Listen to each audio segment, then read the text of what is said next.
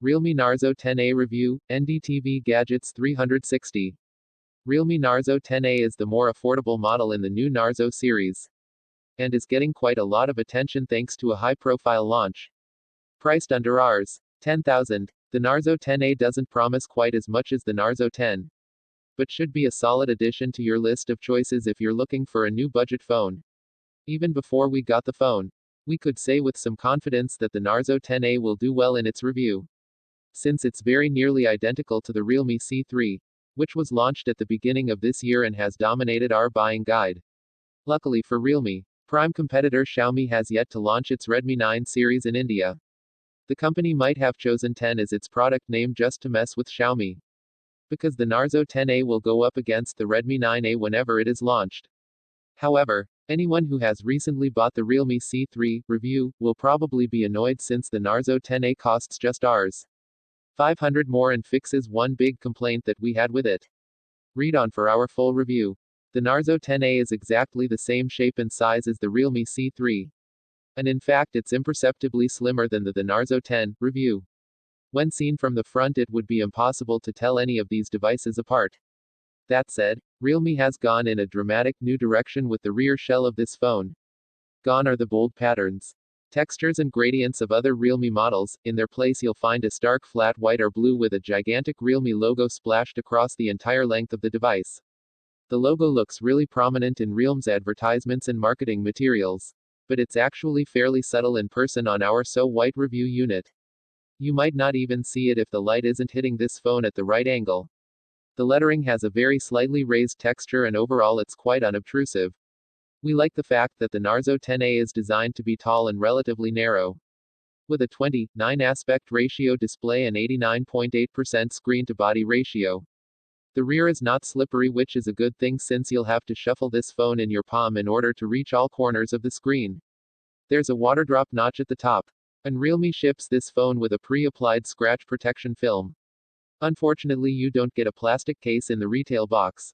The power button is on the right, and the volume buttons are on the left with the triple slot card tray. We're disappointed to see a micro USB port on the bottom rather than a more modern Type-C port. There's also a single speaker and a 3.5mm audio socket. One very interesting feature is the fingerprint sensor on the back, which the Realme C3 lacks. The only other noticeable difference between these two models is the third camera in the bump on the Narzo 10A.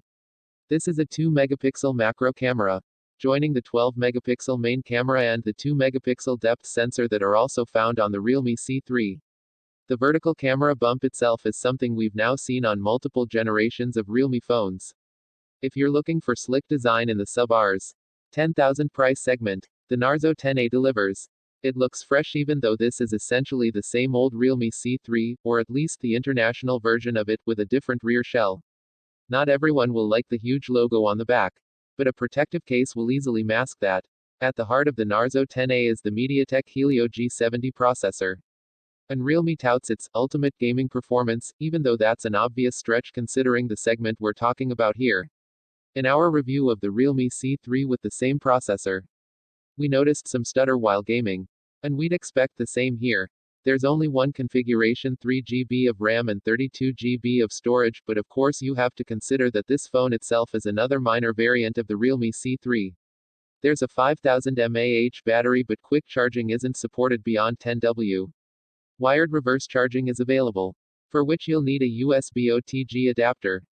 There's also Bluetooth 5, Wi-Fi 800 2.11n, and GPS. We have a 6.5-inch HD 720x 1600 pixel screen, which is perfectly adequate for this price and our level of expectations. In terms of brightness, sharpness, and color reproduction, you get only Widevine L3D-RM support for lower than HD video streaming quality. Overall there are few surprises here. The hardware of the Narzo 10A represents very good value. On the software front, we have the exact same Realme UI as on other recent Realme phones. Running on top of Android 10. Our unit had the April 2020 security update. Realme UI looks somewhat like stock Android but offers quite a bit of visual customization and several value-added features. You can read all about these in our very recent review of the Realme Narzo 10. As with other budget Realme phones, There isn't a huge amount of bloatware, but the browser app is full of promotional content and sends 3 to 4 spammy, sensationalized and seemingly sponsored news notifications each day. The hot games and hot app stores are also unnecessary. We had no major issues when using the Realme Narzo 10A over the course of several days. The UI was generally smooth and fluid enough for day-to-day tasks. We experienced some stutter when launching heavy apps and even when scrolling through our photo album. Switching between apps wasn't always very quick, but that's to be expected. The level of performance and finesse you get is still great for a sub-Rs 10,000 phone. The Antutu benchmark gave us a score of 180,905. And the results in Geekbench's single-core and multi-core tests were 386 and 1,304 respectively. 3DMark gave us 1,612 points in its slingshot test. And we saw frame rates of 52 FPS, 27 FPS and 15 FPS in the T-Rex, Manhattan, and car chase scenes respectively. The Narzo 10A seems to trade blows evenly with the Realme C3, scoring only very slightly better or worse in each test, though we tested the version of that phone with 4 GB of RAM. As for gaming, which is one of Realme's selling points for this phone, we had a decent enough experience. PUBG Mobile ran relatively well at the high graphics preset, though we found that gameplay was smoother with the quality turned down a bit. Asphalt 9 Legends wasn't perfectly fluid in spots but was also still enjoyable. The rear of the phone got only mildly warm after 10 minutes of playing these games. The fingerprint sensor and face recognition both worked quickly and seamlessly. We enjoyed games and videos on the screen, though of course the size and resolution aren't exactly ideal. Sound from the single speaker was a bit rough and not that loud. Where the Narzo 10A really stands out is battery life. We were repeatedly surprised to see how slowly the battery level percentage dropped over the course of our review period, especially when left alone. Standby power drain was minimal, and if your usage pattern involves less than 2 to 3 hours of screen on time per day, you could go for multiple days without needing to recharge. We streamed a movie, played games, used the cameras, and browsed the internet throughout our time with the Narzo 10A. And we could stretch one charge over at least a day and a half. Our HD video loop test ran for 26 hours, 20 minutes. It's a pity that more modern fast charging isn't supported.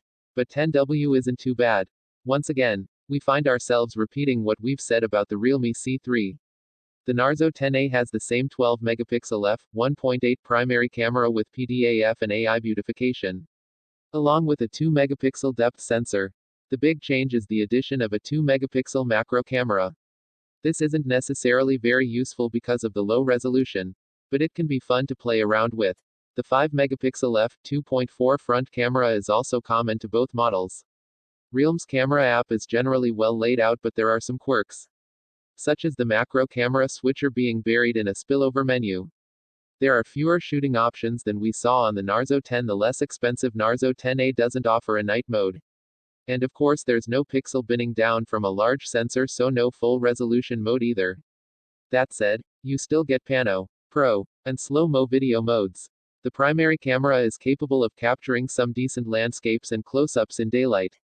But don't expect great quality.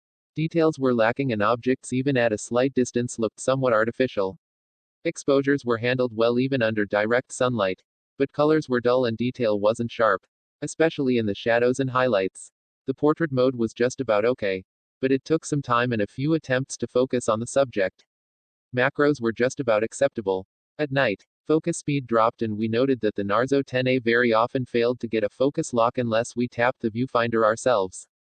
Detail was murky and noise was unavoidable, even in frames with quite a bit of ambient light. The front camera is just about average in the daytime, but not really worth trying to use at night. Beautification is turned on by default and there's only a single slider, as opposed to the plethora of individual adjustments for facial structure that you get on the Narzo 10. Video came out looking overprocessed and colors were a bit blown out in bright sunlight. But the quality wasn't too bad overall. There's no stabilization at 1080p, and so you won't get great results while moving. Detail is not great at night, but you'll get usable footage if there's adequate artificial light. Realme has done a good job with the Narzo 10A considering its price of just Rs 8,499. It is quite powerful considering its price, and has no major features missing. Battery life is excellent, the cameras are serviceable, the display is big, and the overall look is quite slick. However, This phone is virtually identical to the Realme C3 and so the positioning of the Narzo 10A within a new gaming-centric, youth-focused series is confusing. We think many people who bought the Realme C3 back when it was first launched would have preferred the option of the Narzo 10A for just Rs. 500 more, and this would have been even more frustrating if the Narzo series had been launched on target in March. If you don't need a fingerprint sensor or macro camera, then by all means, save Rs. 500 and go for the base variant of the C3 instead. On the other hand, the C3 with 4GB of RAM and 64GB of storage costs just Rs. 500 more at Rs. 8,999 and feels like slightly better value. But you lose the Narzo 10A's 2 additional features. Of course, if you prefer the style of either of these models over the other. That's worth taking into account as well, you can't really go wrong. Whichever of the three you choose. Is Redmi Note 9 Pro Max the best affordable camera phone in India? We discussed this on Orbital, our weekly technology podcast, which you can subscribe to via Apple Podcasts or RSS. Download the episode, or just hit the play button below. Text source gadgets.ndtv.com.